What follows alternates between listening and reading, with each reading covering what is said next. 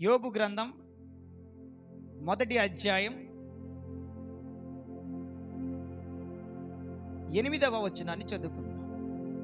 అందుకు యెహోవా, నీవు నా సేవకుడైన యోబు సంగతి ఆలోచించితవా? అతడు యథార్థవంతుడును న్యాయవంతుడునై దేవుని యందు భయభక్తులు కలిగి చెడుతనమును విసర్జించినవాడు. భూమి మీద అతని వంటి వాడు ఎవడును లేడు. చాలండి, చిన్న ప్రార్థన. కళ్ళు మూసుకుందాం, తలలు ఉంచుదాం. ప్రార్థన. పరలోకమందున్న పరిశుద్ధుడైన మా ప్రియ తండ్రి యేసయ్యా, నీ పరిశుద్ధ నామానికి వందనాలు, స్తుతులు, స్తోత్రాలు చెల్లిస్తున్నాం ప్రభువా. ఈ పునరుద్ధాన ఆరాధనలో ఇంతవరకు ప్రార్థనల ద్వారాగా, పాటల ద్వారాగా, ఆరాధన ద్వారాగా, సాక్ష్యముల ద్వారాగా ఇంతవరకు జరిగిన సన్నిధి క్రమం అంతటిని బట్టి నీ నామమునికి మహిమ కలుగునుగాక ప్రభువా. అలాగే నీ సమయంలో నీ మాటలను మేము ధ్యానిస్తుండగా నీ వాక్యములో నుండి మా అందరితో మాట్లాడండి. నీ మాటల ద్వారాగా నీకు మరింత దగ్గరగా జీవించే కృపనివ్వండి. మీరే మీ స్వరమును మాకు వినిపించి మన్నైన నన్ను మరుగుపరిచి నీ ప్రత్యక్షతను కనపరచు. క్రీస్తు యేసు నామం పేరట ప్రార్థన చేసి అడిగి వేడుకుంటున్నాము తండ్రి, ఆమేన్. ప్రభువు రక్షకుడైన యేసుక్రీస్తు నామములో మీ అందరికీ ప్రభు పేరు నిండైన వందనాలు. వందనాలు చెప్పండి. మీ పక్క వాళ్ళకి వందనాలు చెప్పండి. బాగున్నారని అడగండి. దేవునికి స్తోత్రం అన్నారు. దేవునికి స్తోత్రం. ప్రియులారా, ఈరోజు మన యొక్క వాక్య అంశం ఏంటి అని అంటే కనుక, శ్రమలో దేవుణ్ణి విడువని భక్తుడు. చెప్పండి, శ్రమలో దేవుణ్ణి విడువని భక్తుడు. దేవునికి స్తోత్రం. హల్లెలూయా. శ్రమలో విడువని భక్తుడు ఎవరు అంటే ప్రియులారా, పరిశుద్ధ గ్రంథంలో యోబు గ్రంథము 1వ అధ్యాయంలో మనం చదువుకున్న వాక్య భాగంలో మనకు కనిపిస్తున్న మాట ఏంటి అంటే కనుక, ఒక భక్తుడు ఇక్కడ దేవుని సేవకుడు మనకి కనిపిస్తా ఉన్నాడు. ఆయన పేరు ఏంటి అంటే కనుక యోబు. ఎవరు చెప్పండి? యోబు. యోబు అనే భక్తుడు ప్రియులారా ఎక్కడ నివసిస్తున్నాడంటే కనుక, యోబు గ్రంథం 1వ అధ్యాయంలో 1వ వచనంలో మనం చూసినట్లయితే, యూజు దేశమందు యోబును ఒక మనుష్యుడు ఉండెను. అతడు యథార్థవంతుడును న్యాయవంతుడై దేవుని యందు భయభక్తులు కలిగి చెడుతనమును విసర్జించిన వాడు. దేవునికి స్తోత్రం. ప్రియులారా, యోబు అనే ఒక భక్తుడు ఉన్నాడు. ఆయన ఎక్కడ ఉన్నాడు అంటే కనుక, ఏమండి, ఊజు అనే దేశములో ఉంటున్నాడు ఆయన. ఆ యొక్క దేశంలో ఎలాగునైనా నివసిస్తా ఉన్నాడు అంటే కనుక యథార్థంగా. చెప్పండి, యథార్థంగా. ఎలాగ చెప్పండి? యథార్థంగాను పరిశుద్ధంగాను న్యాయము కలిగి ఈయన జీవిస్తా ఉన్నాడు. ఈయన గురించి దేవుడు ఇచ్చిన యొక్క సాక్ష్యం ఏంటి అంటే, భూమి అంతటిలో అతడి వంటి వాడు లేడంట. దేవునికి స్తోత్రం. చూడండి, ఎంత మంచి సాక్ష్యాన్ని యోబు గారి కొరకు దేవుడు అక్కడ ఇచ్చాడు. యోబు వంటి యథార్థవంతుడు, న్యాయవంతుడు, నీతి కలిగి జీవించిన వాడు ఈ లోకంలో లేనే లేడు అన్నాడు. ఆయన ఎవరు అంటే కనుక భక్తిపరుడు. ఎవరు చెప్పండి? భక్తిపరుడు. భక్తి కలిగి జీవిస్తున్నవాడు, దేవుని యందు భయభక్తులు గలవాడు, చెడుతనాన్ని అసర్జించుకున్నవాడు. జాగ్రత్తగా వినాలి. దేవుని యందు భయభక్తులు కలిగిన వాడు, చెడుతనాన్ని అసహించుకున్నవాడు, నీతి కలిగి, న్యాయము కలిగి, యథార్థత కలిగి, పరిశుద్ధత కలిగి జీవించిన భక్తిపరుడు యోబు. దేవునికి స్తోత్రం. అయితే పిల్లారా, యోబు గారు అంత మాత్రమే కాదు, ఇంకా యోబు గారి గురించి చెప్పాలి అంటే కనుక, యోబు గారు ప్రార్థనాపరుడు. చెప్పండి, యోబు గారు ఏంటి? ప్రార్థనాపరుడు. ఇదే వాక్యములో ఉంది. అక్కడ 1వ అధ్యాయము ఏమండి 5వ వచనంలో మనం చూసినట్లయితే అక్కడ ఉన్న మాట, వారి వారి విందుబరమున పూర్తిగా యోబు తన కుమారులు పాపము చేసి తమ హృదయములలో దేవుణ్ణి దూషించరేమో అని వారిని పిలువనిచ్చి వారిని పవిత్రపరిచి అరుణోదయమున లేచి వారిలో ఒక్కొక్కని నిమిత్తము దహన బలి అర్పించుచు వచ్చెను. యోబు నిత్యము అలాగూ చేయిచుండెను. చాలు, దేవునికి స్తోత్రం. యోబు యథార్థవంతుడు, నీతివంతుడు, న్యాయవంతుడు, చెడుతనాన్ని విసర్జించుకున్నవాడు. అంత మాత్రమే కాకుండా ప్రియులారా, యోబు ప్రార్థనాపరుడు. దేవునికి స్తోత్ర. యోబు ప్రార్థనాపరుడు. పాపాన్ని అసహించుకున్న వ్యక్తి, పరిశుద్ధ కలిగిన వ్యక్తి, యథార్థము కలిగిన వ్యక్తి, న్యాయవంతుడు, ప్రార్థనాపరుడు. దేవునికి స్తోత్ర. అంత మాత్రమే కాకుండా యోబు ఆస్తిపరుడు. ఎవరు చెప్పండి? ఆస్తిపరుడు. చూడండి ప్రియులారా, అదే మొదటి అధ్యాయం 10వ వచనం చదవండి. నీవు అతనికి, అతని ఇంటి వారికి, అతనికి కలిగిన సమస్తమును చుట్టూ కంచిది వేసిదు కదా. నీవు అతన్ని చేతి పనిని దీవించుచుండు చెడ్డ. అతని ఆస్తి దేశములో బహుగా విస్తరించి ఉన్నది. చాలు, దేవునికి స్తోత్రం. ఏమండి, యోబు గారు ఎవరు చెప్పండి? యథార్థ, న్యాయ, చెడుతనాన్ని, పరిశుద్ధమైన జీవితం కలిగిన వాడు, ప్రార్థన, ఆస్తి పరుడు. యోబు గారికి ఇన్ని క్వాలిటీస్ ఉన్నాయి. అంత మాత్రమే కాదు, మంచి క్వాలిటీ. భూమి మీద ఇటువంటి వాడు లేడంటండి. అతని కోసం ఎవరు సాక్ష్యం ఇస్తున్నారు అంటే కనుక దేవాది దేవుడు సాక్ష్యం ఇస్తున్నాడు. హల్లెలూయా. యేసు ప్రభువారు ఆయన కొరకు ఇచ్చిన సాక్ష్యం ఏంటంటే, భూమి మీద ఇలాంటి వాడు లేడు. ఆస్తి విషయానికి వస్తే బహుగా విస్తరించేసింది. ఎందుకనంటే యోబు యొక్క కష్టాజితాన్ని దేవుడు ఆశీర్వదిస్తూ వస్తున్నాడు. న్యాయంగా ఉన్నాడు, నీతిగా ఉన్నాడు, యథార్థంగా ఉన్నాడు, ప్రార్థనాపరుడుగా ఉన్నాడు. దేవునికి కావలసిన క్వాలిటీస్ అన్నీ కూడా యోబు గారిలో కనిపిస్తున్నాయి. హల్లెలూయా. అయితే ఇలాంటి వ్యక్తి జీవితంలో ఘోరాతి ఘోరమైన శ్రమ కలిగింది. ఇలాంటి వ్యక్తి జీవితంలో ఏం కలిగింది చెప్పండి? ఘోరాతి ఘోరమైన శ్రమ కలిగింది. ఆ శ్రమ ఏంటి అంటే కనుక మొదటి అధ్యాయంలో ప్రియులారా, మీరు 2వ వచనం ఒక్కసారి చదవండి. అతనికి 7 కుమారులు, 3 కుమార్తెలను కలిగిరి. అతనికి 7,000 గొర్రెలను, 3,000 ఒంటెలను, 500 జతల ఎడ్లను, 506 గాడిదలను కలిగి బహుమంది పనివారును అతనికి ఆస్తిగా నుండెను.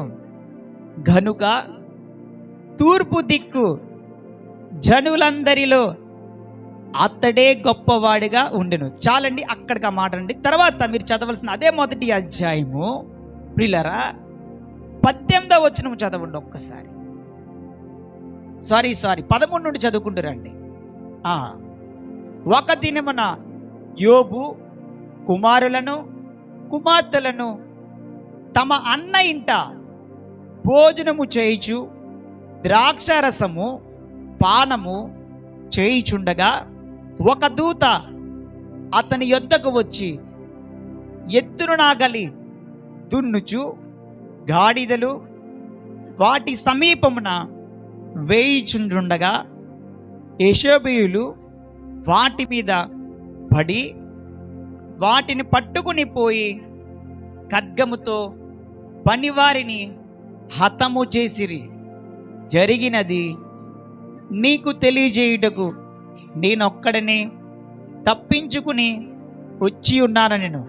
అతడు ఇంకా మాట్లాడుచుండగా మరి ఒకడు వచ్చి దేవుని అగ్ని ఆకాశం నుండి పడి గొర్రెలను పనివారిని రగులబెట్టి కాల్చివేశాను. దానిని నీకు తెలియజేయటకు నేనొక్కడనే తప్పించుకుని వచ్చి ఉన్నానని అతడు ఇంకా మాట్లాడుచుండగా మరి ఒకడు వచ్చి కటికీలు 3 సమానులుగా వచ్చి ఒంటెల మీద పడి వాటిని కొనిపోయి ఖడ్గము చేత పనివారిని చంపిరి. నీకు దానిని తెలియజేయుటకు నేనొక్కడనే తప్పించుకుని వచ్చి ఉన్నానన్ను. అతడు మాట్లాడుచుండగా వేరొకడు వచ్చి నీ కుమారులను నీ కుమార్తెలను తమ అన్న ఇంట భోజనము చేయుచుండగా గొప్ప సుడిగాలి అరణ్య మార్గముగా వచ్చి ఆ ఇంటి 4 మూలుగులను కొట్టగా అది యవనస్తుల మీద పడినందున వారు చనిపోయిరి. చాలండి, దేవునికి స్తోత్రం. జాగ్రత్తగా వినండి పిల్లారా. యోబు ఆస్తిపరుడు, తన జీవితంలో అనేక మంది పని వాళ్ళని కలిగి ఉన్నాడు. అయితే పని వాళ్ళు ఒక చోట పని చేస్తుండగా యోబు జీవితంలోకి వచ్చిన ఘోరమైన శ్రమ ఏంటి అంటే కనుక ఆ పని వాళ్ళందరూ కూడా చనిపోయారు. యోబు పని వాళ్ళు చనిపోయిన వారిలో ఒక్కొక్కరు రక్షించబడి, కొంతమంది కొన్ని చోట్ల కొంతమంది పని చేస్తున్న చోట కొంతమంది ఒక్కొక్క గుంపులోంచి ఒక్కొక్క వ్యక్తి వచ్చి యోబుకు తెలియపరుస్తా ఉన్నారు. వాళ్ళని తప్పించబడాను, పలానా చోట మన వాళ్ళు పని చేస్తుంటే చనిపోయారు, అక్కడ నేను వాళ్ళ దగ్గర నుండి తప్పించబడి వచ్చి నీకు విషయం తెలియపరుస్తున్నాడు. యోబు గారు ఒక విషయాన్ని తెలియపరుస్తాడు. మరొక చోట నుండి మరొక వ్యక్తి వచ్చి యోబు గారి విషయాన్ని తెలియపరుస్తూ ఉంటాడు. ఏ నష్టాలు జరుగుతున్నాయి అన్నీ ఒక్కొక్కరుగా వచ్చి తెలియపరుస్తున్నప్పుడు వింటా ఉంటాడు. అంత మాత్రమే కాకుండా తనకున్న కుమారులు 7, కుమార్తెలు 3, వాళ్ళు కూడా వాళ్ళ అన్న ఇంటి దగ్గర వాళ్ళు భోజనం చేయడానికి వెళ్తారు. యోబు గారి యొక్క అన్న ఇంటి దగ్గర భోజనం చేయడానికి వెళ్తే అక్కడ కూడా ప్రియులారా వాళ్ళు మరణిస్తారు. ఈ వార్త యోబు యొక్క చెవిలో పడతారు. అయితే యోబుకు తన జీవితంలో ప్రియులారా కలిగి ఉన్న ఆస్తి అంతటినీ కూడా కోల్పోయాడు, పనివారిని కోల్పోయాడు, కుటుంబీకుల్లో ఉన్న 10 మంది బిడ్డలను కూడా కోల్పోయాడు. జాగ్రత్తగా విన్నారు. ఇది తన జీవితంలో ఘోరమైన శ్రమ కదా చెప్పండి.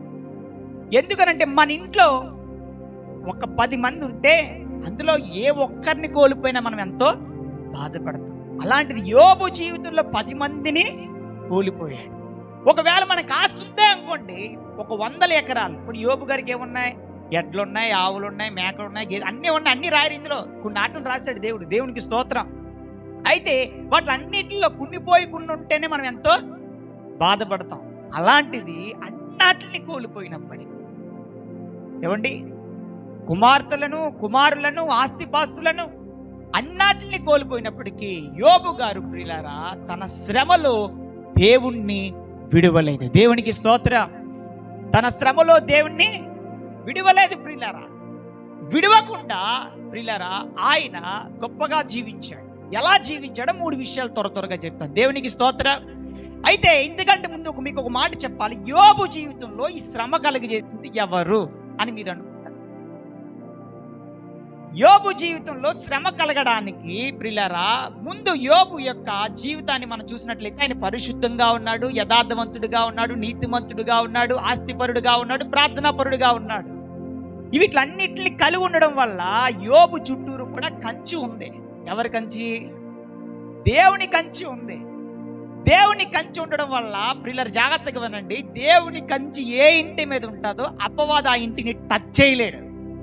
అపవాది ఆ ఇంటిని టచ్ చేయలేడు. ఆ కంచి ఎలా పడుతుంది అంటే కనుక యోబు ప్రార్థనాపరుడు కనుక ఉదయమునే తెల్లవారుజామునే లెగిచి తన బిడ్డల నిమిత్తము పాప పరిహార బలి అర్పించి తన భార్య నిమిత్తము, తన నిమిత్తము, తన బిడ్డల నిమిత్తము ఉదయాన్నే రేయి మొదటి జామున ప్రార్థన చేసేవాడు. దేవునికి స్తోత్రం. కంచి వేసుకునేవాడు యోబు. ఆ కంచి ఆ ఇంటి చుట్టూరు, తన యొక్క ఆస్తిపాతుల చుట్టూరు కంచిగా దేవుడు కాపాడుతూ వస్తా ఉంటుంటే యోబు ఎంతో భక్తులు ఎదుగుతుంటే అపవాది చూశాడు. దేవుడు కూడా చూస్తున్నాడు. చూస్తున్నప్పుడు అపవాది కాస్త శోధిద్దామని ప్రయత్నం చేశాడు. కానీ అపవాది వల్ల కాలేదు. జాగ్రత్తగా వినండి, అపవాది వల్ల కాలేదు. ఎందుకనంటే ఎంతో భక్తిలో ఎదుగుతుంటుంటే దేవుని కంచి ఉంది కనుక ఏం చేయలేకపోయాడు కనుక ఈ అపవాది కాస్త ప్రియులారా దేవుని వద్దకు వెళ్తాడు. ఎక్కడికి వెళ్తాడు చెప్పండి? అపవాది ఏంటండి, దేవుడి దగ్గరికి వెళ్తాడా, సైతాన్ గంటకి వెళ్తాడు?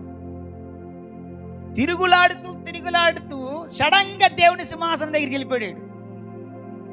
దేవుని సింహాసనం దగ్గరికి వెళ్ళి యోబుని శోధించడానికి పర్మిషన్ తెచ్చుకున్నాడు. ఎవరి దగ్గర నుండి చెప్పండి? దేవుని దగ్గర నుండి యోబును శోధించడం గల కారణం, ఇలా నష్టపోవడం గల కారణం ప్రియులారా దేవుడు పర్మిషన్ ఇస్తేనే జరిగింది. ఏ విషయంలో దేవునితో మాట్లాడుతున్నాడు తెలుసా? అపవాది పైకి వెళ్ళి, యోబు భక్తుడు నువ్వు యథార్థవంతుడు అంటున్నావు కదా, భూమి మీద అతని వాడు లేడని నువ్వు అంటున్నావు కదా, అయితే అతనికి నువ్వు అన్ని అనుకూలత పరిచి ఇట్టావు కాబట్టే నిన్ను ఆయన అలా ఆరాధిస్తున్నాడు. తన ఆస్తిని దీవించేసో, బిడ్డలను దీవించేసో, పాడి పంటలను ఆశీర్వదించావు కాబట్టే నిన్ను అలా స్తుతిస్తూ వెళ్ళిపోతున్నాడు ఆయన. ఆయన ఎద్ద నుండి నువ్వు అవన్నీ తీసేస్తే నేను స్తుతించడం మానేస్తాడు అన్నాడు, నీ నుండి దూరం అయిపోతాడు అన్నాడు, నేను విడిచిపెడతాడు అన్నాడు, విశ్వాసంలో వెనక జారిపోతావు అన్నాడు.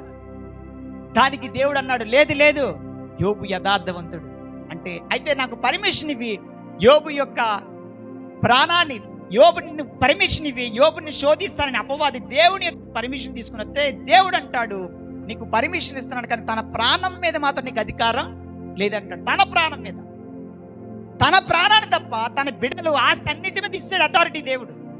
ఇవ్వడం చూడగా అపవాది కాస్త ఘోరాతి ఘోరమైన శ్రమలోకి ఏమండి యోబు గారి మీద దాడి చేయడం ద్వారా, ఈ అపవాది దాడి వల్లే యోబుకు అంత నష్టం కలిగింది.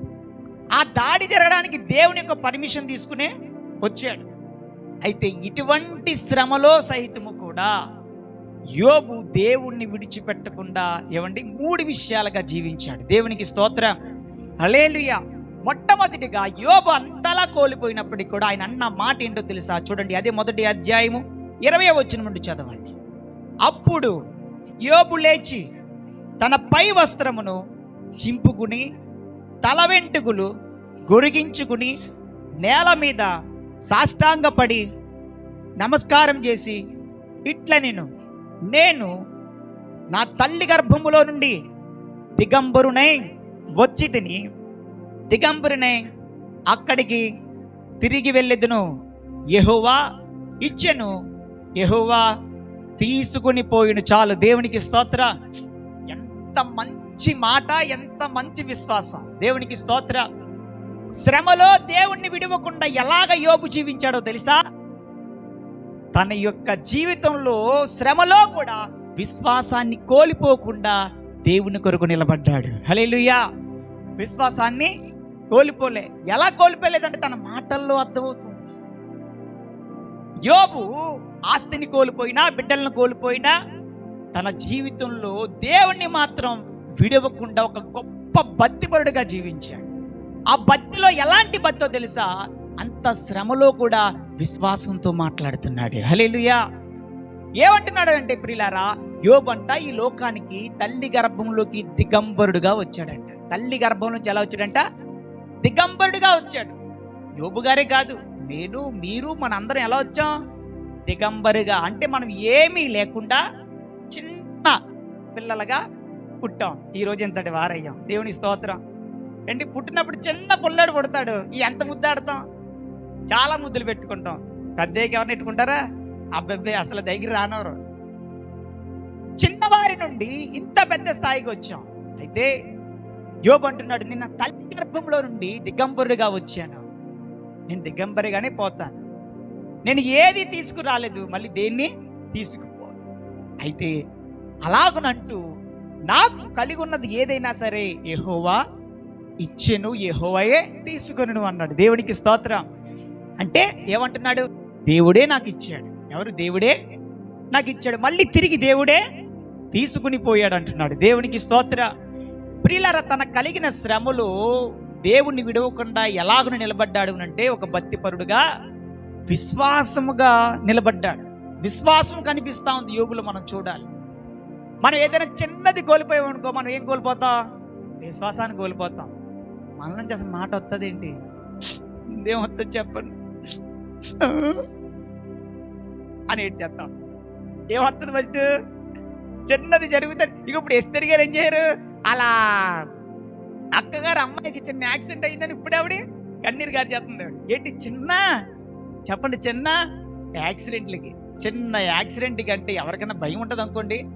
కానీ యోబు గారి జీవితంలో తన బిడ్డలను కోల్పోయాడు. 10 మంది, 7 కుమారులు, 3 కుమార్తెలు, ఆస్తి అంతటిని కోల్పోయినా, పనివారిని కోల్పోయినా కూడా ఏమండి దేవునికి సాష్టాంగపడ్డాడు. దేవునికి స్తోత్రం. దేవునికి సాష్టాంగపడి దేవుని సన్నిధిలో యెహోవా ఇచ్చును, యెహోవా తీసుకొనును అంటున్నాడు. హల్లెలూయా. అంటే ఎంతో విశ్వాసంగా మాట్లాడుతున్నాడు, ఎంతో విశ్వాసాన్ని కలిగి జీవిస్తా ఉన్నాడు. ఈరోజు ప్రియమైన వాళ్ళారా, జాగ్రత్తగా వినండి. దేవుణ్ణి భక్తి కలిగే జీవించే విషయంలో ఒక్కొక్కసారి మనకి శ్రమలు కలుగుతాయి. ఆ శ్రమలు ఎందుకు కలుగుతాయి తెలుసా? అవి మనకి పరీక్ష అని గుర్తెరగాలి. శ్రమలు ఎందుకు కలుగుతాయి? పరీక్ష. యోబు యథార్థవంతుడు, న్యాయవంతుడు, చెడుతనాన్ని అసహించుకున్నవాడు, ప్రార్థనాపరుడు, భయభక్తులు కలిగిన వ్యక్తి, ఆస్తిపరుడు. అలాంటి వ్యక్తి జీవితంలో శ్రమ కలిగింది. ఎలా కలిగిందో తెలుసా? అన్నిటిని కోల్పోయాయంట శ్రమ. అయితే ఆ శ్రమలో దేవుడు యోబుని పరీక్షించాడు. సైతాన్ అంటున్నాడు, ఇదిగో నువ్వు అన్నిటిని ఇచ్చేసావు కాబట్టే నిన్ను అలా గణపరుస్తున్నాడయ్యా, అన్నిటిని తీసే ఒకసారి, అప్పుడు నీ చేస్తాడేమో చూడు అన్నాడు. లేదు లేదు, భూమి అంతటిలో అలాంటి వాడు లేడు, యోబు అలాంటి వాడు కాదు, యథార్థవంతుడు, నన్ను ఎప్పుడు విడువడని దేవుడు అంటున్నాడు. అలాగన దేవుడు పరీక్షించాడు. అపవాది అంటుంటే పరీక్షించాడు. నీ జీవితంలో కూడా కొన్ని పరీక్షలు ఉంటాయి. నువ్వెంతో ప్రార్థనా పరురాలుగా జీవిస్తున్నావు, దేవుని సన్నిధిని విడువకుండా వస్తా ఉన్నావు, దేవునికి నిత్యము ప్రార్థిస్తా ఉన్నావు, వాక్యాన్ని చదువుతా ఉన్నావు, వాక్యాన్ని వింటా ఉంటున్నావు, సేవకుడు ఏది ప్రకటిస్తున్నా ఆ ప్రకటన గౌరవించి దేవుని సన్నిధిలో ప్రతి ప్రార్థనలో పాల్గొంటా ఉన్నావు, దేవుని సన్నిధిని ఎంతో గౌరవిస్తా ఉన్నావు. అయితే అలాంటి నీ జీవితంలో ఒక్కొక్కసారి శ్రమ కలుగుతుంది, నీ జీవితంలో శోధన కలుగుతూ ఉంటుంది. అయినప్పటికీ ఆ శ్రమలో, ఆ శోధనలో నీవు యోబు వలె విశ్వాసాన్ని కలిగి ఉండాలి. హల్లెలూయా. యోబు వలె ఏం కలిగి ఉండాలి? విశ్వాసాన్ని కలిగి ఉండాలి. ఎట్టి పరిస్థితుల్లో నీకు ఎంత శ్రమ కలిగినా నీవు దేవుణ్ణి విడిచిపెట్టకుండా విశ్వాసంతో దేవునితో నడిచే బిడ్డగా జీవించాలి. హల్లెలూయా. అప్పులనే శ్రమ దేవుణ్ణి విడిచిపెట్టు, అనారోగ్యం అనే శ్రమ దేవుణ్ణి విడిచిపెట్టు, భార్యాభర్తల మధ్య సమస్యల దేవుని విడిచిపెట్టు, కుటుంబ సమస్యలు, నీ జీవితంలో ఏ ఏ సమస్య నిన్ను ఎక్కువగా శ్రమకి నిన్ను లోను చేస్తున్నా, ఏ శ్రమలో ఒక అడిగిపోతున్నా, ఆ శ్రమలో కూడా నువ్వు యోబు వలె విశ్వాసంగా నిలబడి మాట్లాడగలగాలి.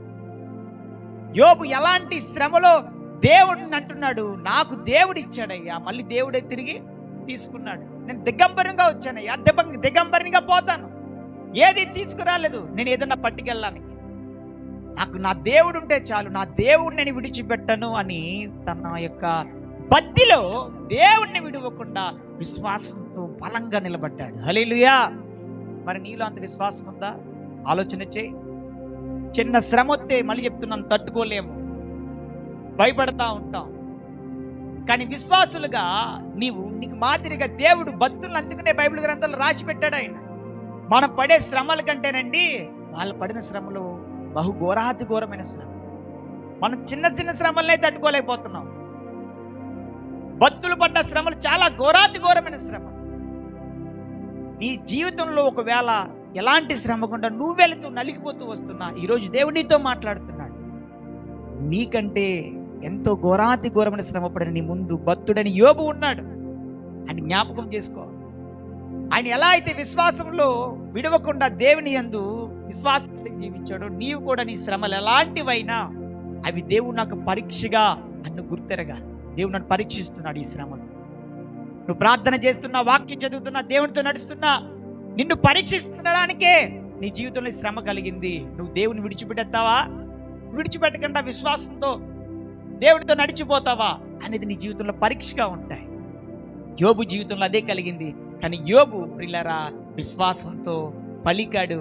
ఏమండి, దేవుని దృష్టిలో మంచి భక్తిపరుడిగా సాక్ష్యాన్ని పొందాడు. హల్లెలూయా. అలాగనే రెండోదిగా మనం చూసినట్లయితే యోబు ప్రియులారా తన జీవితంలో దేవుణ్ణి విడవకుండా దేవుని యందు ఎలాగ జీవించాడంటే కనుక అలాంటి పరిస్థితుల్లో కూడా నీతి కలిగే జీవించాడు. ఎలాగలేడు చెప్పండి? నీతి కలిగి జీవించాడు యోబు భక్తుడు. తన నీతిని విడిచిపెట్టుకోలేదు ఎప్పుడు కూడా. ఒకప్పుడు ఆస్తిపాస్తులు కలిగి ఉన్నప్పుడు ఎలాగ నీతి కలిగి ఉన్నాడో, ఆస్తిపాస్తులను కోల్పోయిన తర్వాత, బిడ్డల్ని కోల్పోయిన తర్వాత కూడా నీతి కలిగే జీవించాడు. హల్లెలూయా. నా ప్రాణం పోయినా పర్లే, నేను ఆయన నీతిని విడిచిపెట్టను, ఆయన కొరకు కన్ని పెడతాను అన్నాడు అక్కడ. దేవునికి స్తోత్రం. యోబు గ్రంథం 13వ అధ్యాయం 15వ వచనంలో మాట ఉంటుంది. ఆయన ప్రాణము తీసేసినా నేను దేవుణ్ణి మాత్రం విడిచిపెట్టనయ్యా అని తన నీతిని విడిచిపెట్టుకోలేదు. నా ప్రాణం పోతే నా బిడ్డల ప్రాణాలు పోయినాయి, అందరి ప్రాణాలు పోయినాయి, ఆఖరికి నా ప్రాణం కూడా పోతుందా? పోనే. చదవండి ఒకసారి వాక్యం. ఇదిగో ఆయన నన్ను చంపినను నేను ఆయన కొరకు కనిపెట్టుకునిచున్నాను. చాలు, దేవునికి స్తోత్రం. దేవుని కొరకు కనిపెడుతున్నాడు అంటే దేవుని నీతి కొరకు కనిపెడుతున్నాడు. అక్కడ ఏంటంట, తన ప్రాణము పోయిన అంటే ఇదిగో ఆయన నన్ను చంపినను నేను ఆయన కొరకు కనిపెట్టుచున్నాను. హల్లెలూయా. ఆయన అంటే ఎవరు? ఆయన అంటే ఎవరు? యేసయ్య. గట్టిగా చెప్పండి, యేసయ్య. ఆయన కొరకు కనిపెడుతున్నాడంట. తన బిడ్డల ప్రాణాలు పోయాయి, ఆస్తిపాస్తులు కోల్పోయాడు, అన్నిటిని కోల్పోయాడు. ఒక పరీక్షలో ఉన్నాడు. ఆ పరీక్షలో ఆ ఘోరాతి ఘోరమైన శ్రమ అనే కొలిమిలో కూడా అంటున్నాడు, అందరూ పోయిన ఆఖరికి నా ప్రాణము కూడా పోయినా మాత్రము అలాంటి పరిస్థితుల్లో కూడా ఆయన కొరకు కనిపెడుతున్నాను. అంటే దేవుని నీతి కొరకు కనిపెడుతున్నాడు. అక్కడ ముందు కూడా దేవుని నీతి కొరకు కనిపెట్టాడు. దేవుని నీతిని ఎప్పుడూ విడిచిపెట్టలేదు. నీతి కలిగి జీవించాడు, యథార్థత కలిగి జీవించాడు, న్యాయం కలిగి జీవించాడు. ఎందరు ఎన్ని విధాలుగా అనుకున్నా సరే దేవుని విషయంలో తన నీతిని ఎప్పుడు కూడా వదలలేదు. ప్రియ స్నేహితులు, యోబు పడుతున్న ఆ శ్రమ ఎలాంటిదంటే, ఇంకా చెప్పాలంటే తన శరీరము కూడా కుళ్ళిపోయింది, కురుపులతో నిండిపోయింది. ఆస్తి ఒకటే కాదు నష్టపోవడం, బిడ్డల్లో ఒకటే కాదు, ఇంకా ఘోరాది స్థితి తన శరీరంలో కలిగిందని తెలుసా? సీసా పెంకులతో గోక్కున్నాడు తన దేహాన్ని. తన శరీరం అంతా ఉంటే మనకు ఏదైనా చిన్న గాయం తగిలితే మనం తట్టుకోలేం. అలాంటి తన శరీరం అంతా పుళ్ళుతో గోక్కుంటూ దాన్ని తట్టుకోలేక బూడిదలో దొల్లేవాడంట. ఆ మంట తట్టుకోలేక, అంటే శరీరంలో కూడా ఘోరమైన శ్రమ. అలాంటి పరిస్థితుల్లో కూడా నేను చనిపోయినా, నా దేహం ఏమైపోయినా నేను ఆయన నీతిని విడిచిపెట్టినా.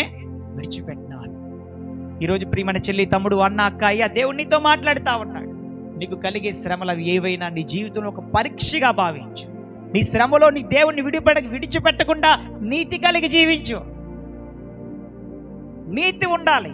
దేవుణ్ణి ఎప్పుడు ఒకప్పుడు ఎలాగ అన్ని కలిగినప్పుడు ఎలాగ నీతి కలిగి దేవుణ్ణి ఆరాధించవో, నీ జీవితంలో ఏది కోల్పోయినా కూడా ఆ నీతిని విడిచిపెట్టుకో. దేవుని సన్నిధిలోకి వచ్చేసి ఎలా కనిపెడుతూ ఉన్నావో, నీ జీవితంలో ఏది కోల్పోయినా దేవుని సన్నిధిని విడవకుండా దేవుని సన్నిధిలోకి వచ్చి ఆయన నీతి కొరకు కనిపెడుతూ ఉండాలి. హల్లెలూయా.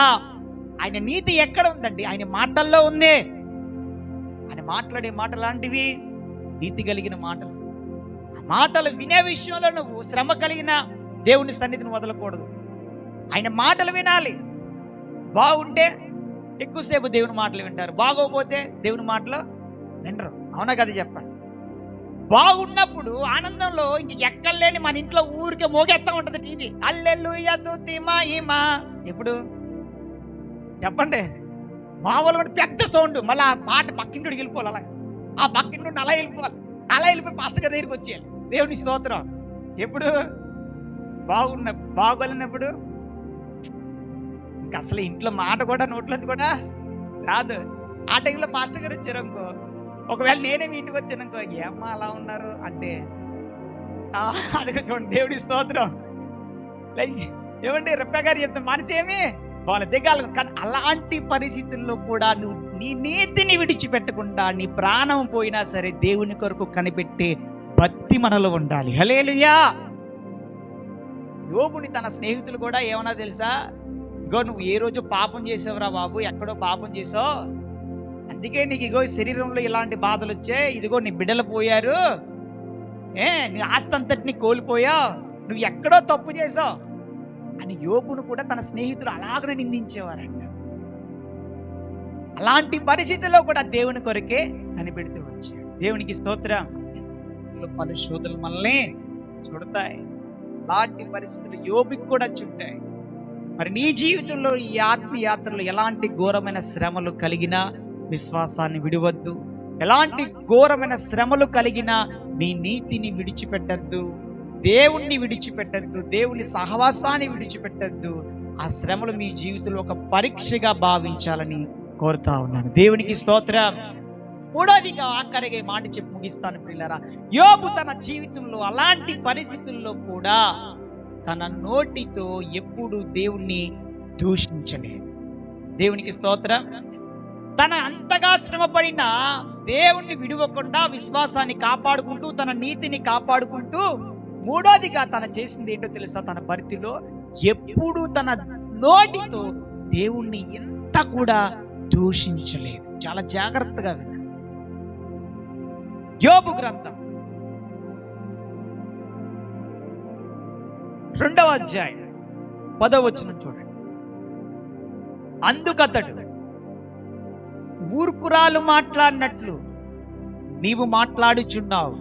మనము దేవుని వలన మేలు అనుభవించదుమా, కీడును మనము అనుభవింప తగదా అని. చాలండి. దేవునికి స్తోత్రం. యోబు అయితే జాగ్రత్తగా వినండి. యోబు తన జీవితంలో దేవుణ్ణి ఎప్పుడు నిందించలే. కానీ యోబు గారి యొక్క భార్య, చెప్పండి, యోబు గారి యొక్క భార్య ఏం చేసిందంటే ఆ శ్రమలన్నిటిని బట్టి ఇంకా యోబు గారు దేవుని యందు విశ్వాసాన్ని విడవకుండా, యోబు గారు తన యొక్క నీతిని విడవకుండా, ముందు ఎలాంటి భక్తి కలిగి ఉన్నాడో, యథార్థత కలిగి ఉన్నాడో, న్యాయం కలిగి ఉన్నాడో, నీతి కలిగి ఉన్నాడో, ప్రార్థనా జీవితాన్ని కలిగి ఉన్నాడో, ప్రాణము పోయినా నేను ఆయన కొరకు కనిపెడుతూ ఉంటానని శ్రమల్లో కూడా కనిపెడుతూ నీతిగా ఉంటుంటే, మూడోదిగా భార్య వచ్చి అంటుంది, ఇంకా ఇంకా దేవుడు అంటావేటయ్యా. జాగ్రత్తగా వినండి. ఇంకా ఇంకా దేవుడు దేవుడు అంటావేంటి? అసలు నీ స్థితి ఏమన్నా బాగుందా? మన ఇంట్లో పరిస్థితి ఏమన్నా బాగుందంటావా? మనకున్న పిల్లలు 10 మంది పోయారు, మన ఆస్తి అంతా పోయింది, పాడి పంటలన్నీ పోయాయి, అన్నింటినీ కోల్పోయి ఉన్నాం. అయినా సరే నువ్వు దేవుని యందు ఇంకా విశ్వాసం వదలకుండా, అయినా సరే ఇంకా దేవుని నీతిని వదలకుండా, ప్రార్థనా జీవితాన్ని వదలకుండా, దేవునితో సహవాసాన్ని వదలకుండా ఇంకా ఇంకా దేవుడు దేవుడని బతుకుతావేటయ్యా నీవు అని అంటుంది ఆవిడ గారు. ఇలాగ ఇళ్లల్లో కూడా కొంతమంది జాగ్రత్తగా, ఇలా కూడా ఇళ్లలో ఏమంటారు? ఇళ్లల్లోని మన ఇంట్లోని అంటారు, బయట వీధిలో అంటారు. ఎక్కడైతే జీవిస్తున్నామో అందరి మధ్య ఈ మాట పడతాం. ఎందుకునంటే దేవుణ్ణి నమ్ముకున్నావు. అదిగో యేసుబాబు దగ్గరికి వెళ్ళిపోయావు, ఎక్కడికి వెళ్ళిపోయావు? అగో యేసుబాబు దగ్గరికి వెళ్ళిపోయావు. ఆ యేసుబాబు దగ్గర ముందు వెళ్ళక ముందు చాలా బాగున్నావు. ఇప్పుడు ఆయన దగ్గరికి వెళ్ళిపోయిన తర్వాత ఒకసారి నీ ముఖం చూసుకున్నావా, ఒకసారి నీ వెనకాల పరిస్థితి చూసుకున్నావా అని చెప్పి ఎంతో తక్కువ చేసి, ఎంతో ఎగతాళి చేసి మాట్లాడుతూ ఉంటారు. ఎప్పుడు ఒక్కొక్కసారి కలిగి శ్రమలను బట్టి. అందుకే యోబు భక్తుడు తన భార్యతో అన్నాడు, దేవుని యొద్ద నుండి మనం మేలు పొందుకుంటున్నాం కదా, దేవుని యొద్ద నుండి మేలును పొందుకుంటున్నాం కదా, మరి దేవుని యొద్ద నుండి కీడు అనుభవించడానికి మనం తగమా? ఎంత మంచి మాట చూడండి. దేవునికి స్తోత్రం. అంటే దేవుని యొద్ద నుండి మేలు వస్తే రానే, మేలు చేస్తే ఏమంటాం? రాని అంటాం. అదే కీడైతే పోనే పోనే అంటాం. మేలు మనం ఎలా అయితే దేవుని ఎదురు అనుభవించామో మనకి ఇది ఎంత తగునో, అలాగనే కీడు కూడా అనుభవించడం ఒక్కొక్కసారి మనకి తగును అని అన్నాడే తప్ప దేవుణ్ణి ఎంత మాత్రము దూషించలే. ఆవిడ దూషిస్తుందా అని అన్నాడు. మూర్ఖురాలు మాట్లాడినట్లు మాట్లాడక, ఏమన్నాడు? మూర్ఖురాలు మాట్లాడినట్టు మాట్లాడక. మేలును అనుభవించినప్పుడు ఎలాగ మనం దేవుని స్తుతించామో, కీడిలో కూడా దేవుణ్ణి విశ్వాసంతో మనం ఆరాధించాలి. కీడిలో కూడా కనిపెట్టాలి, ప్రార్థించాలి, దేవునితో సహవాసం కలిగి ఉండాలి, దేవుణ్ణి విడిచిపెట్టకూడదు అని భార్యకి చెప్తా ఉన్నాడు. ప్రియులారా, దేవునికి స్తోత్రం.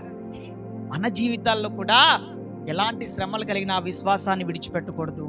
ఎలాంటి శ్రమలు కలిగిన మన జీవితాల్లో ప్రియులారా జాగ్రత్తగా వినండి, దేవుని కొరకు కనిపెట్టాలి. నీతిని విడిచిపెట్టకూడదు, ప్రార్థనా జీవితాన్ని విడిచిపెట్టకూడదు, సహవాసాన్ని విడిచిపెట్టకూడదు, వాక్యం చదవడం విడిచిపెట్టకూడదు, దేవునితో చేసే భక్తంతా చేస్తూ, మూడోదిగా దేవుణ్ణి ఎప్పుడు కూడా మన నోటితో ఇది ఎందుకు ఇలా జరిగింది ప్రభువా అని నిందించకూడదు. జాగ్రత్తగా వినండి. దేవుని బిడ్డలతో ఈరోజు దేవుడు మాట్లాడుతూ ఉన్నాడు, నీవు ఎప్పుడు కూడా నీ నోటితో దేవుణ్ణి నిందించద్దు. దేవుడు మన జీవితంలో అది ఏది చేసినా బాగు తిరగండి, మన మేలు కొరకే అని అనుకోవాలి. ఎందుకంటే రోమీయులకు రాసిన పత్రికలో ఈ మాట రాయబడి ఉంది. ఏమనంటే, నన్ను ప్రేమించు వారికి, అనగా యేసయ్యని ప్రేమించు వారికి, ఆయన సంకల్పం చొప్పున పిలువబడి వారికి, అనగా యేసయ్య ఎంతనైతే పిలుచుకున్నాడో వాళ్ళకి మేలు కలుగుటకే సమస్తమును సమకూడి జరుగుతున్నాయి అన్నాడు. హల్లెలూయా. నీ జీవితంలో కీడు జరిగిందా, శ్రమ కలిగిందా, అది నీ మేలుకే అంటున్నాడు దేవుడు. నీ మేలని గుర్తెరగాలి. ఇది ఎందుకు నా జీవితంలో ఇలా దాపురించింది, ఇది ఎందుకు నాలోంచి ఇలా పోయింది, ఇది ఎందుకు ఇలా నష్టపోయాను, ఎందుకు ఈరోజు ఈ స్థితిలో ఎలా ఉన్నాను అని నువ్వు దేవుణ్ణి నిందించడానికి వీలు లేదు ప్రియులారా. దేవుణ్ణి నిందించకూడదు అలాంటి పరిస్థితుల్లో. అలాంటి పరిస్థితుల్లో కూడా నువ్వు దేవుని యందు ఎలా ఉండాలి అంటే కనుక దేవుణ్ణి దూషించకుండా దేవుణ్ణి ఎప్పుడు కూడా శ్రమలో కూడా స్తుతిస్తూనే ఉండాలి. హల్లెలూయా. అదే యోబు గ్రంథంలో మీరు చూసినట్లయితే కనుక 21:21 చూడండి, ఆఖరిలో ఉన్నమాట, యెహోవా నామము స్తుతి కలుగును గాక అని అన్నాడు భక్తుడు. దేవునికి స్తోత్రం. ఏమండి 1:21 ఉన్న మాట చూసారా? యెహోవా నామమునకు స్తుతి కలుగును గాక. ఈ సంగతులలో ఏ విషయమందును చూడండి, యోబు ఏ పాపమును చేయలేదు, దేవుడు అన్యాయం చేసినని చెప్పలేదు. దేవునికి స్తోత్రం. యోబుకి శ్రమలు కలగడానికి యోబు ఏ పాపం, కానీ స్నేహితులు ఏమన్నారా, రే నువ్వు పాపం చేసావు అని అన్నారు ఒక చోట. దేవుని స్తోత్రం. మన జీవితాల్లో శ్రమలు కలిగినప్పుడు కూడా మనకు తెలియకుండా మన గురించి మాట్లాడుకునే వాళ్ళు ఉంటారు. ఏమంటే తెలుసా, వీడు ఎక్కడో ఏదో చేసాడు, ఈమె ఎక్కడో ఏదో చేసింది, అందుకే ఈరోజు ఇలాంటి పరిస్థితి అని మాట్లాడతావు. కానీ దేవుడు అంటున్నాడు యోబు గురించి ఏంటి తెలుసా, యోబు ఇంత శ్రమ అనిపించడానికి ఏ పాపము చేయలేదు. అలాంటి పరిస్థితుల్లో కూడా దేవుడు అన్యాయము చేసినని చెప్పలేదు. హల్లెలూయా. చెప్పలేదు. మరి నువ్వు చెప్తున్నావా, దేవుడు నాకు అన్యాయం చేశాడు, నాకు అన్యాయం చేశాడు, నా బిడ్డలకు అన్యాయం చేశాడు, నా భర్తకు అన్యాయం చేశాడు, మా ఇంట్లో వాళ్ళకి అన్యాయం చేశాడు అనే మాట మన నోటంట రాకూడదు. అది ఎంత శ్రమ అయినా జాగ్రత్తగా ఉండాలి. అది ఎంత శ్రమ అయినా ఒకవేళ అలాంటి మాట వచ్చినట్లయితే మనం దేవుని సన్నిధిలో ఒప్పుకోవాలి. ప్రభువా దయించి నన్ను క్షమించు నాయన, నా శ్రమలో గమ్మున తెలుసో తెలియక ఆ మాట అన్నాను, కానీ ఇక మీదటి నుండి ఎలాంటి శ్రమ అయినా నువ్వు నా మేలు కొరికే నేను గుర్తిరిగే భక్తిని జీవితాన్ని నిన్ను విడువకుండా నడిచే కృపను నాకు ఇమ్మయ్యా అని అడగాలి. హల్లెలూయా. ప్రియులారా, యోబు ఇంత అలాగ శ్రమలు పొందేశాడు కదా. అయితే యోబు ఇలాగ విశ్వాసాన్ని కలిగి ఉన్నప్పుడు, యోబు ఇలాగ నీతిని కలిగి ఉన్నప్పుడు, యోబు ఇలాగ మాటలు మాట్లాడినప్పుడు, దేవుని దూషించకుండా ఉన్నప్పుడు యోబు ఏం చేశాడో తెలుసా? చూస్తూ ఊరుకోలేదు. దేవునికి స్తోత్రం. చూస్తూ ఊరుకున్నారు అనుకున్నారా? ఆఖరికి మా చదివి ముగిస్తాను. దేవుని స్తోత్రం చెప్పండి. ఏమండి, యోబు గ్రంథం 42 చూడండి. యోబు తన బిడ్డలను కోల్పోయాడు, యోబు ఆస్తిని కోల్పోయాడు. ఏమండి, అలాంటి పరిస్థితుల్లో విశ్వాసాన్ని విడిచిపెట్టలేదు, దేవుణ్ణి విడిచిపెట్టలేదు, సహవాసాన్ని విడిచిపెట్టలేదు, నీతిని విడిచిపెట్టలేదు, దేవుణ్ణి దూషించి కూడా ఇంత మాట కూడా దూషించలేదు. అలాంటి యోబుని దేవుడు ఏం చేశాడు తెలుసా? కోల్పోయిన దానికంటే రెండింతలుగా దేవుడు మళ్ళీ యోబును ఆశీర్వదించాడు. హల్లెలూయా. చూడండి, యోబు గ్రంథం 42 యోబు గ్రంథము 42 11 నుండి చదవండి. 10 నుండి చదవండి.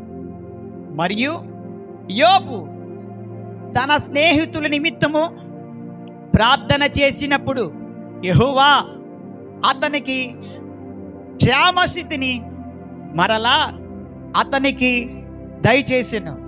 మరియు యోబునకు అదిగో జాగ్రత్తగా వినండి, పూర్వము కలిగిన అదిగో దానికంటే 2 అధికముగా యెహోవా అతనికి దయచేసెను. చదువమ్మా చదువు. అప్పుడు అతని సహోదరులందరూ, అతని అక్కా చెల్లెళ్ళందరూ, అంతకుముందు అతనికి పరిచర్యులైన వారును వచ్చి అతనితో కూడా అతని ఇంట అన్నపానములు పుచ్చుకుని యెహోవా అతని మీదకి రప్పించిన సమస్త బాధను గురించి ఎంత లేసి దుఃఖములు పొందితివని అతని కొరకు దుఃఖించుచు అతన్ని నోదార్చిరి. ఇదియు గాక ఒక్కొక్కడు ఒక వరహాను, ఒక్కొక్కడు బంగారు ఉంగరమును అతనికి తెచ్చి ఇచ్చెను. యెహోవా యోబును మొదట ఆశీర్వదించిన దానికంటే మరి అధికముగా ఆశీర్వదించెను.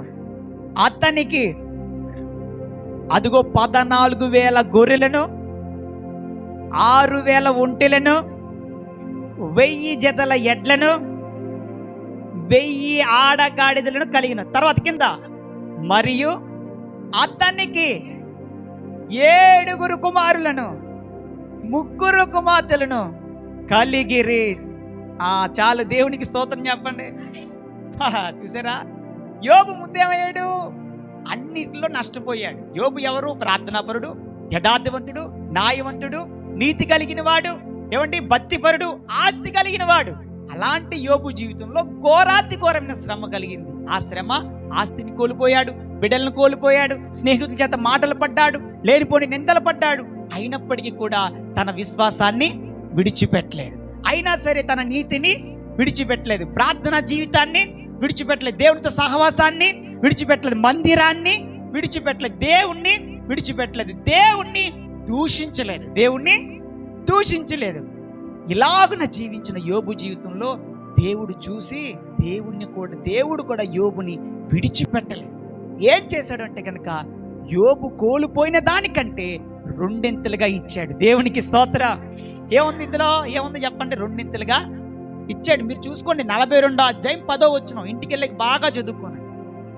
2 కంటే అధికముగా ఇచ్చాడండి. అంటే మళ్ళీ ఎన్ని వేల ఎడ్లు పోనీయో, గాడిదలు పోనీయో, వాటిలన్నిటిని 2 ఇచ్చాడు దేవుడు. హల్లెలూయా! 2 మేలు చేశాడు. అంత మాత్రమే కాదు, చూడండి, 7 కుమారులు పోయారు. ఎంతమంది పోయారు? మళ్ళీ ఎంతమందిని ఇచ్చాడు? 7 ఇచ్చారు. ఇప్పుడు స్త్రీలకి ప్రియులారా, ఆపరేషన్స్ జరుగుతున్నాయి ఈ దినాల్లో. ఆ దినాల్లో ఆపరేషన్ సిస్టమ్ ఏం లేదు. ఇప్పుడు అనుకోండి, ఇద్దరు పుట్టగానే ఏం చేస్తున్నారు? ఆపరేషన్ చేస్తున్నారు. ఇంకా మాకు చాలా అంటున్నారు. అప్పట్లో ఆపరేషన్స్ ఏం లేవు, అప్పట్లో టెక్నాలజీ ఏం లేదు. వాక్యంలో అన్నమాట, యెహోవా గర్భఫలం యెహోవా ఇచ్చు బహుమానం. ఆ బహుమానం ఆయనకి, యోబు గారికి 7 బిడ్డల్ని కోల్పోయినా, 3 కుమార్తెను కోల్పోయినా, మళ్ళీ యోబు తన భార్యను కూడినప్పుడు కోల్పోయిన 7 బిడ్డల్ని మళ్ళీ దేవుడే ఇచ్చాడు. వాక్యం ఉందా లేదా? మళ్ళీ 3 కుమార్తెల్ని ఇచ్చాడు. అంటే 2 ఆశీర్వాదాన్ని యోబుకో దేవుడు ఇచ్చాడు. ప్రియులారా, ఎప్పుడో తెలుసా? శ్రమలో కూడా దేవుణ్ణి విడిచి పెట్టకుండా దేవునితో జీవించినప్పుడు. దేవునికి స్తోత్ర. నీ జీవితంలో దేవుణ్ణి నమ్ముకున్నప్పుడు శ్రమలు కలుగుతాయి. కానీ నువ్వు యోబులాగా విశ్వాసంగా నిలబడాలి. యోబులాగా విశ్వాసంగా నీతిని విడిచిపెట్టకూడదు. మళ్ళీ చెప్తున్నాను, ప్రార్థనా జీవితాన్ని విడిచిపెట్టకూడదు, సహవాసాన్ని విడిచిపెట్టకూడదు, సంఘాన్ని విడిచిపెట్టకూడదు, దేవుణ్ణి విడిచిపెట్టకూడదు, దేవుణ్ణి దూషించకూడదు. అసలు కలుగుతాయి మన జీవితంలో. యేసు ప్రభువారు చెప్పారు, లోకములో నాకు శ్రమ కలిగింది. జాగ్రత్తగా వినండి, లోకంలో నాకు శ్రమ కలిగింది, మీకు కూడా కలుగుతుంది. కుటుంబాలుగా కలుగుతుంది, శరీరాల పరంగా, రోగం పరంగా కలుగుతుంది, అప్పులు, ఆర్థిక ఇబ్బందులు, వ్యాపారంలో నష్టాలు, బిడ్డలను కోల్పోవడాలు, ఏదో రకంగా ఏదో ఒక శ్రమ కలుగుతూ ఉంటుంది. ఈ శ్రమను అర్థమైందంటే మనందరికీ తండ్రి ఆయన. అయితే నీ శ్రమల్లో నీవు దేవుణ్ణి విడిచిపెట్టకుండా విశ్వాసం కలిగి, నీతిని కలిగి, యథార్థన కలిగి, భక్తి కలిగి, సహవాసం కలిగి, దేవుణ్ణి నిందించకుండా నువ్వు జీవించే నీ జీవితంలో ఒక్క సమయం ఉంటుంది. దేవునికి స్తోత్ర. యోబుకి సమయం వచ్చిందంటే, మనకి శ్రమ కలిగిందంటే మనల్ని ఆశీర్వదించడానికి కూడా ఒక సమయాన్ని పెడతాడు దేవుడు. మన కోల్పోయిన దానికి 2 ఇవ్వడానికి దేవుడు మనకంటూ ఒక సమయాన్ని పెడతాడు. వెంటనే ఇచ్చాడు. కానీ ఈ లోపు నీకేం జరుగుతుందో తెలుసా? పరీక్ష కలుగుతుంది నీ జీవితంలో. ఎలాంటి పరీక్ష తెలుసా? యోబుకు కలిగింది. విశ్వాసం విషయంలో, నీతి విషయంలో, దేవుణ్ణి దూషిస్తున్నా లేదనే విషయంలో పరీక్ష కలిగింది. నీ జీవితంలో కలుగుతున్న శ్రమలు బట్టి నీకు పరీక్షగా భావించు. ఆ శ్రమల్లో దేవుని విడిచిపెట్టకుండా దేవుని కొరకు జీవించు. యోబు ఎలాంటి 2 ఆశీర్వాదాలు పొందుకున్నాడు, అంతకంటే గొప్ప ఆశీర్వాదాలు దేవునికి ఇవ్వబోతున్నాడని వాగ్దానం ఇస్తున్నాడు. అట్టి కృప దేవాది దేవుడు ప్రతి శ్రమలో పడుతున్న ప్రతి వ్యక్తి కూడా 2 ఆశీర్వాదాలతో దీవించునుగాక. క్రీస్తు కొరకు విశ్వాసం కలిగి జీవించే కృప కలుగునుగాక.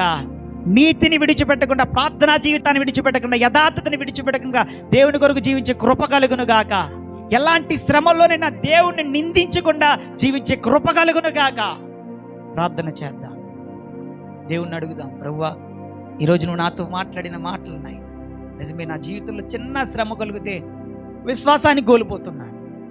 నిజమే, నా జీవితంలో చిన్న శ్రమ కలిగితే నిన్ను నిందిస్తున్నానేమో, అవమానిస్తున్నానేమో, నాకే ఇంతగా ఎలా కలిగిందని అంటున్నానేమో, నా నీతిని విడిచిపెడుతున్నానేమో, నా ప్రార్థనా జీవితాన్ని విడిచిపెడుతున్నానేమో, సంఘాన్ని విడిచిపెడుతున్నానేమో, సహవాసాన్ని విడిచిపెడుతున్నానేమో. వద్దయ్యా, నాకు అలాంటి భక్తి, అలాంటి జీవితం వద్దయ్యా. నాకు ఎలాంటి శ్రమ అయినా, ఎలాంటి కష్టమైనా, ఎలాంటి ఇరుకైనా, ఎలాంటి ఇబ్బంది అయినా, ఎలాంటి ఘోరాతి ఘోరమైన శ్రమలైనా, ఆఖరికి నా ప్రాణము పోయే పరిస్థితి అయినా, అయ్యా నిన్ను విడవకుండా యోబులాగన భక్తి చేసే భక్తి జీవితాన్ని నాకు ఇవ్వయ్యా. యోబు వంటి భక్తిపరుడు భూమి మీద లేడని చెప్పావు, నా గురించి కూడా నువ్వు సాక్ష్యం ఇవ్వాలి. అలాంటి జీవితం నాకు ఇవ్వు నాయన. నాకు కలిగే శ్రమలు ఒక పరీక్షగా నేను భావించాలి నాయన. నన్ను దేవుడు పరీక్షిస్తున్నాడు. ఈ పరీక్షలో నేను నెగ్గాలి. నా విశ్వాసంలో నేను వెనక్కి జారిపోకూడదు. నా నీతిని విడిచిపెట్టకూడదు. నా ప్రార్థనా జీవితాన్ని, నా సహవాసాన్ని, వాక్యాన్ని విడిచిపెట్టకూడదు. సంఘాన్ని విడిచిపెట్టకూడదు. నీతి కలిగి చావైనా బ్రతికైనా నీ కొరకైనా బ్రతికే జీవితం అయ్యా. ఎలాంటి పరిస్థితుల్లోనైనా నిన్ను నిందించకూడదు. నేను ఎలాంటి పరిస్థితులకు నిన్ను నిందించకుండా నీ కొరకు జీవించే కృపను నాకు ఇవ్వయ్యా అని ప్రార్థన చేద్దాం. ప్రార్థన. పరలోకమందున్న పరిశుద్ధుడైన మా ప్రియమైన తండ్రి యేసయ్యా, నీ పరిశుద్ధ నామానికి వందనాలు, స్తోత్రాలు, స్తుతులు చెల్లిస్తున్నానయ్యా. అయ్యా, మన్నైన నన్ను మరుగుపరిచి నీ మహిమ కలిగిన స్వరమును మాకు వినిపించినందుకు నీకు స్తోత్రాలు. మనుషులు ఎదుట కానీ, రాజులు ఎదుట కానీ మాట్లాడకు భయపడకు. ఎందుకంటే మాట్లాడేవాడు నీవు కాదు, నీలో ఉన్న నా ఆత్మే, నీ ఆత్మే, ఆ పరిశుద్ధాత్మ దేవుడే మాట్లాడినన్నావు. ఇప్పుడు నిలవబెట్టుకున్నది నన్ను నీవయ్యా. మాట్లాడింది నీవు ప్రభువా. మాట్లాడుకు నేనే పాటివాణ్ణి నాయన. నాతో మాట్లాడావు, నీకు వందనాలు. కూడి వచ్చిన నీ బిడ్డలతో మాట్లాడావు, నీకు స్తోత్రాలు. అందరితో మాట్లాడావు, నీకు స్తోత్రాలు. ఎవరితో ఏ మాటలైతే మాట్లాడావో ప్రభా, ఆ మాటల ప్రకారం మా జీవితంలో ఎలాంటి శ్రమలు కలిగినా యోబు భక్తుడిని మేము జ్ఞాపకం చేసుకుంటకు సహాయం చేయి. యోబు భక్తుడు నాయనా ఎంతటి శ్రమలో నిన్ను విడవకుండా విశ్వాసాన్ని విడవలేదయ్యా, నీతిని విడవలేదయ్యా, ప్రార్థనా జీవితాన్ని, సహవాసాన్ని, సంఘాన్ని, పరిచర్యను విడవలేదు ప్రభువా. బ్రతుకుట క్రీస్తే, చావైతే లాభం అన్నట్టుగా పౌలులా బ్రతికాడయ్యా తండ్రి. అలాగనే ఎప్పుడు నిందించలేదు ప్రభువా.